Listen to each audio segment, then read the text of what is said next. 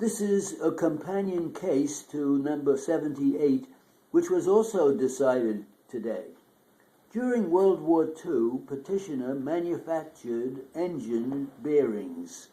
In 1994, petitioner expanded its plant in an effort to increase the output of these essential war products. At the same time, it applied to the War Production Board for certification that the various additions were necessary in the interest of national defense. However, the board granted certificates of necessity for only a part of the cost of petitioner's new facilities. In its income tax return for 1994, petitioner exercised the privilege such certification conferred by taking as a deduction a sum based on the accelerated amortization of that part of the costs which had been certified by the board. In 1997, the Commissioner of Internal Revenue asserted a deficiency against petitioner on grounds unrelated to the present controversy. Petitioner subsequently filed a petition for redetermination with the tax court, claiming that it was entitled to a refund for overpayment of income taxes in 1944. The amount of this overpayment was calculated on the basis that petitioner was entitled to accelerate the amortization of the full cost of those facilities covered by the board's partial certifications. Petitioner contends that the board was not authorized to certify only a part of the cost of a facility when the board had determined that the facility as a whole was necessary to the national defense. The tax court granted the petitioner's claim, but the Second Circuit Court on Appeal reversed the decision, holding that petitioner had forfeited its right to challenge the board's action by waiting too long after accepting the tax benefits of the partial certificates to attack their validity for reasons stated in our opinion in case number 78. We hold that the board was empowered to issue certificates covering only a part of the cost of petitioner's improvements. Accordingly, we affirm the judgment of the Court of Appeals. To justify an award of exemplary damages, the wrongful act must have been done willfully, wantonly, or maliciously. The mere fact that an act is wrongful or unlawful does not justify such damages. The fact that an act was done maliciously may be inferred from the fact that it was done with insult, cruelty, oppression, or other aggravating circumstances.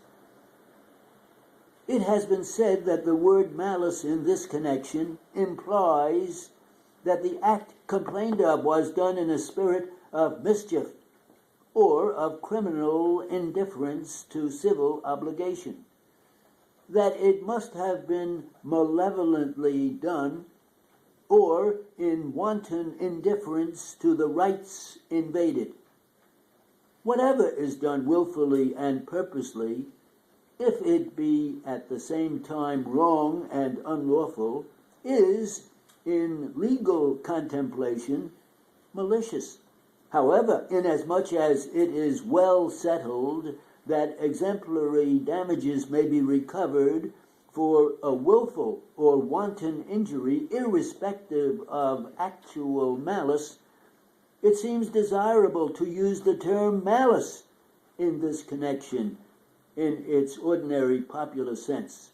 It is argued that the court violated this rule when it instructed the jurors that if, under the testimony of the case, they found that such assault was committed willfully and wrongfully, they could allow plaintiffs such additional sum as they thought would be proper and right by way of punitive or exemplary damages for the purpose of deterring others from the commission of similar acts in the future. The recovery of punitive damages is, by this institution, left to the discretion of the jurors. They were not informed that they must return such damages if the evidence showed that the assault was willfully and unlawfully committed.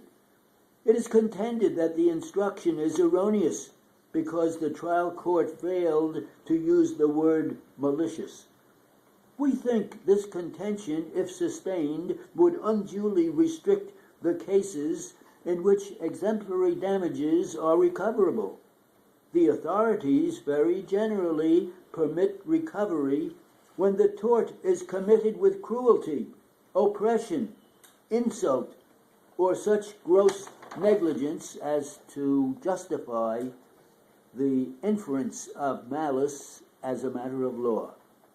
The conditions under which such damages are recoverable are stated in the alternative. All these conditions need not concur. Whatever is done willfully and purposely, if it be at the same time wrong and unlawful, and that known to the party is in legal contemplation malicious.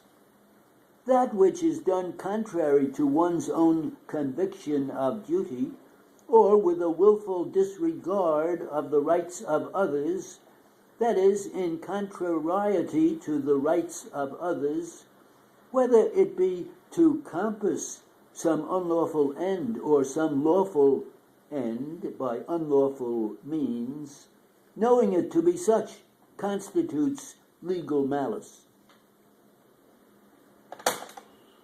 How fast was that? That was, well, they have it counted in standard words, 506. It's 9:20.